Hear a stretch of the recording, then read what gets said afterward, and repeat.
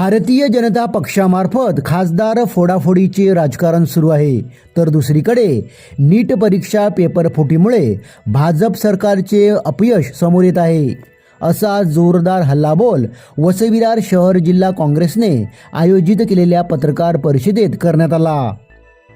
Paper फुटी, परीक्षा रद्द होणे, भरती प्रक्रियेतील विलंब, बेरोजगारी आणि सध्याच्या शिक्षण व्यवस्थेतील अपयश या मुद्द्यावर गुरुवारी वसई-विरार शहर जिल्हा काँग्रेस कमिटीमार्फत वसईत पत्रकार परिषदेचे आयोजन करण्यात आलं होतं. या पत्रकार परिषदेत वसई-विरार शहर जिल्हा काँग्रेस कमिटी जिल्हाध्यक्ष कॅप्टन निलेश पेंढारी, माजी जिल्हाध्यक्ष अनिल आल्मेडा, महाराष्ट्र सरचिटणीस डॉक्टर दिनेश कांबळे आदी पदाधिकारी उपस्थित होते. या पत्रकार परिषदेत जिल्हाध्यक्ष कॅप्टन निलेश पेंढारी यांनी अनेक मुद्दे घेत भाजपवर जोरदार हल्ला केला. पाहूया. आणि ती लोकशाही 70 वर्षात काँग्रेसने बळकट केली, त्यामुळे थेट संविधान बदलण्याचा यांना अधिकारही नाही आणि तशी त्यांची ताकदही नाही. त्यामुळे मधल्या काळामध्ये त्यांचं चालू आहे आमदार खासदार फोडणं. का तर ते बिल त्या वाजवी मताने त्यांना मंजूर करायचं, पण ते कधीच होणार नाही, कारण का हा देश बाबासाहेबांच्या संविधानावर चालणार आहे. त्यासाठी राहुलजी गांधी हे आता मैदानात उतरलेत आणि खास करून जो आता इन्सिडेंट घडलेला आहे पेपर लीकचा, पेपर लीक होताना फक्त एक संस्था त्यात कारणीभूत नाही आहे, तर संपूर्ण सरकार कारणीभूत आहे.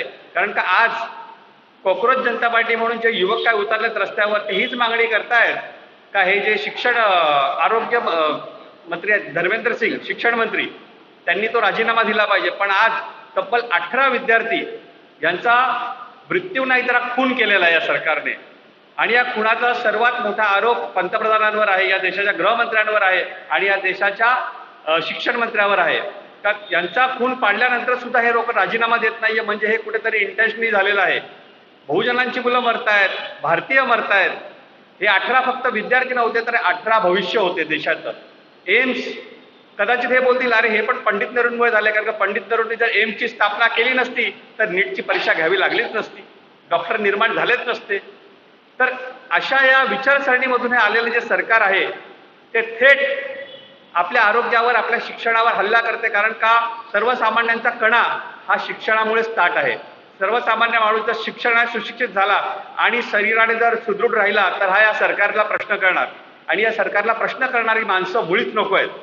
त्यामुळे ही जी नीट परीक्षा आहे या संदर्भात जे कुठे लीक होत आहे त्यामध्ये फार मोठा अभ्यास करून संशोधनाचा विषय आहे का ही फक्त हा लीक पेपर लीक नाही आहे, तर वर्षाला 1.5 लाख कोटीचा घोटाळा होतोय आणि हे तब्बल गेली 11 वर्ष होत आहेत.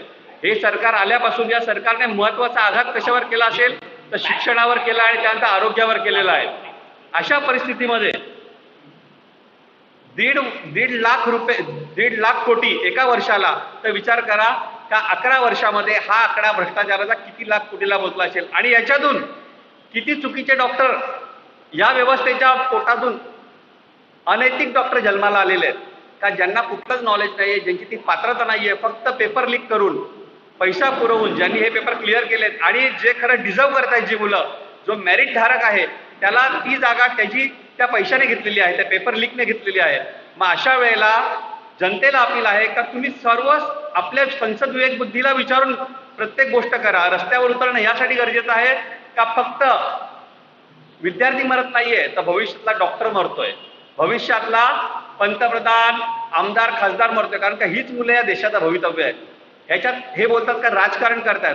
अहो, राजकारण करणं हा तुमचा भाग आहे, प्रत्येक गोष्टीमध्ये राजकारण आणणं. काँग्रेसने मूलभूत सुविधांवरच नेहमी आपला फोकस ठेवला आहे. आम्ही नेहमी कन्स्ट्रक्टिव्ह विचार केलेला आहे.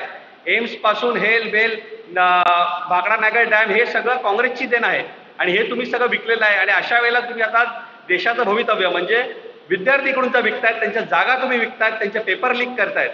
तर अशा वेळेला राहुलजी गांधी मोठ्या प्रमाणात जनतेमध्ये गेलेले आहेत. युवकांना हेच अपील आहे का राजकारणाच्या पलीकडे बघा राहुलजींकडे. राहुलजी फक्त हे काँग्रेसचा चेहरा नाहीये, तर राहुल गांधी युवकांचा चेहरा आहे, युवकांच्या हक्काचा चेहरा आहे. राहुल गांधी तुमचा आवाज आहे, त्यांच्या पाठीशी उभे राहा. मतदान तुम्हाला पाहिजे त्याला करा. ही लढाई मतदानाची नाही, ही तुमच्या भविष्याची आहे, देशाच्या सुरक्षेची आहे. सर्वसामान्य नागरिकाला जर चांगला डॉक्टर नाही मिळाला तर तो जगू शकेल का? त्याला ट्रीटमेंट मिळेल का? सर्वात महत्त्वाचं, आजपर्यंत त्यांनी काहीच निर्माण नाही केलं. सोशल मीडिया हा चांगल्यासाठी आता परत एकदा वापरूया, कारण का 2014 साली व्हॉट्सअप युनिव्हर्सिटीमधून जन्माला आलेलं हे जे मोदी सरकार आहे ना, ते आज या देशाला खड्ड्यात गाडत आहे. अशा वेळेला जनतेला एकच अपील आहे का तुमच्या न्याय हक्कासाठी तुम्ही रस्त्यावर उतरणं गरजेचं आहे. नीटची परीक्षा असू दे, रेल्वेची परीक्षा असू दे, अजून ज्या कॉम्पिटेटिव्ह एक्झाम आहेत त्या प्रत्येक एक्झाममध्ये गळती आहे आणि ही गळती या सरकारची आहे. फक्त एवढंच पैसा जमा करणं. यांना कोणाबद्दल प्रेम नाही आहे. यांना नाही आहे हिंदूंचे आहेत, नाही आहे मुसलमानांचे आहेत, नाही आहे दलितांचे आहेत. हे फक्त श्रीमंतांचे आहेत. जर तुम्ही श्रीमंत असाल तर तालिबानी पण यांचा मित्र आहे आणि तुम्ही गरीब असाल तर इकडून सामान्य मुसलमान पण यांचा शत्रू आहे. मी बहुजन आहे पण मी यांचा शत्रू आहे का? तर मी यांना प्रश्न करतो. यांना प्रश्न करणारी माणसं चालत नाहीत. आणि आम्हाला राहुल गांधींनी हेच सांगितलंय आमच्या नेत्यांनी का प्रश्न करा या सत्तेला, जेव्हा जेव्हा ही सत्ता चुकेल, जेव्हा जेव्हा पंतप्रधान चुकतील, अनेक हल्ले होतील, हरकत नाही. बलिदानाची शृंखला आहे ती पुढे चालू ठेवायला लागली ती चालू ठेवू. कारण का देश, राष्ट्र, देशाची जी जनता आहे ती सार्वभौम आहे आणि आम्ही या देशाचे नागरिक, आम्ही भारतीय, बाबासाहेबांनी दिलेला सर्वात मोठा महामंत्र हेच सांगतो का आपण या देशाचे मालक आहेत. आपलं घर आहे त्याप्रमाणे आपला देश आहे. आपल्या प्रत्येक भारतीय आपल्या कुटुंबाचा एक भाग आहे आणि विद्यार्थी हा आज देशाला पायाच नाही त्या देशाचा कळस होणार आहे. कारण का स्टुडंट पॉवर हीच या देशाला आणि येणाऱ्या आपल्या भविष्याला सुरक्षित ठेवू शकते. मी सुनील कुमार यादव विरारला राहतो. माझी मुलींनी 3 तारखेला जी नीटची परीक्षा झाली त्या नीटची परीक्षा त्यांनी अटेंड केला होता. मुंबईमध्ये त्याचा सेंटर लागला होता. तर इथून विरारतून आम्हाला मुंबईला जावं लागलं आणि तिकडे त्यांनी परीक्षा दिली. एवढ्या उन्हाळ्याच्या वेळी, एवढ्या गरमीमध्ये आणि क्लासमध्ये म्हणजे 2 तास अगोदर 11 वाजता त्यांचं असं आहे नियम की 2 वाजता त्यांच्या परीक्षा चालू होतो नीटची आणि 11 वाजता त्यांच्या ॲडमिट आतमध्ये क्लास 8:30 आतमध्ये सेंटरवर आतमध्ये घेतला जातो आणि 11 वाजला गेल्यानंतर डायरेक्ट संध्याकाळी 5:30 वाजता ते मुली माझी बाहेर आली. म्हणजे 6 तास ते सेंटरमध्ये बसावा लागतो, तो एक सहन करावा लागतो आणि सेंटरमध्ये कुठल्याही प्रकारचे AC नसतो, साधा पंखा असतो आणि गरमीची आणि एवढी कठीण परीक्षा आणि गरमीमध्ये देणं हा खूप अवघड वाटतो.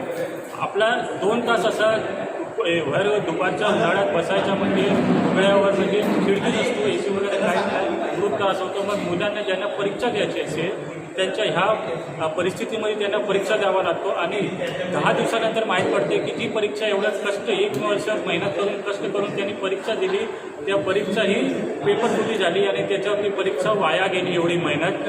नंतर ते त्याची मानसिक जी स्थिती होती खूप बिघडली होती. त्याला मी खूप समजवलं की नाही जर ह्या परीक्षा तू परत दे, कारण त्याच्याहीपेक्षा तुझा चांगला मार्क मिळू शकतो, काही घाबरू नकोस. हे पेपर गेले तर ठीक आहे, काहीतरी असेल जर गव्हर्नमेंटच्याकडून सरकारकडून चुकलं असेल तर काही गोष्ट नाही, नंतर आपण बघू काय करायचं आहे. मग 21 जूनला जी परीक्षा दुसऱ्यांदा झाली त्या दुसऱ्यांदा परीक्षामध्ये आम्ही सेंटर चेंज केलं आणि पालघर सेंटर यूज केलं, त्याच्यामध्ये मागणी केली. पालघरमध्ये त्यांनी ज्या शाळेमध्ये नीटची परीक्षा त्याच्यासाठी आम्हाला 1700 रुपये भरावा लागतो. त्यांनी जी शाळा दिली होती त्या शाळेमध्ये काही सोयीसुविधा नव्हती. साधी शाळा आणि एवढा उन्हाळ्यामध्ये साधा पंख्याखाली त्यांना बसून जे परीक्षा द्यायला लावली. तिकडे पण तीच परिस्थिती होती की 11 वाजता बोलवतात आणि संध्याकाळी 6 वाजता बाहेर यायला सेंटरमधून. म्हणजे 7 तास तिकडे त्याला बसावा लागला. पाणी चाटी पण त्याला खूप त्रास झाला आणि गरमीमुळे तुला त्रास झाला आणि पेपरमध्ये देण्यामध्ये पण त्याला वर्षभर ह्या एक्झामची तयारी करण्यासाठी वर्षभर तुम्हाला किती खर्च आला? वर्षभर खर्च करा म्हणजे क्लासेसचा साधारण खर्च सांगू, एकदम सिंपल क्लासेस असेल त्याच्याही 50,000 किंमत आहे.